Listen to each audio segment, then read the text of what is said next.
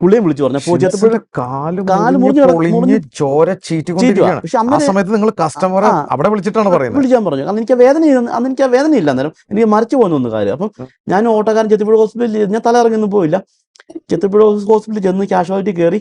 അവരെന്നെ എനിക്ക് കാല് ഒന്ന് ജസ്റ്റ് തുണി ഒരു ചുറ്റി ഒരു ഇഞ്ചക്ഷൻ ഒക്കെ എടുത്തിട്ട് എന്നോട് പറഞ്ഞു, ഇവിടെ ഇതിനുള്ള ട്രീറ്റ്മെന്റ് ഇല്ല, ഇത് പ്ലാസ്റ്റിക് സർജറി ചെയ്യാതെ പറ്റുമെന്ന് തോന്നുന്നില്ല, പുഷ്പഗിരിയിലേ ഉള്ളൂ പ്ലാസ്റ്റിക് സർജറി, അങ്ങോട്ട് പോകോളാൻ പറഞ്ഞു. അപ്പം ഞാൻ അന്നേരം എൻ്റെ വൈഫിനെ വിളിച്ച് പറഞ്ഞു. എൻ്റെ വൈഫിൻ്റെ വീട് തിരുവല്ലയില്ല. അപ്പം എൻ്റെ വൈഫിൻ്റെ കസിൻസൊക്കെ ആ സമയത്ത് പുഷ്പഗിരി വന്നു.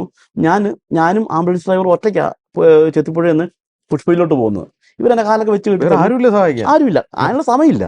ഞാൻ ആ സമയത്ത് തന്നെ എനിക്കറിയാം, ഞാൻ എൻ്റെ ഒരവസ്ഥ എനിക്കറിയാം.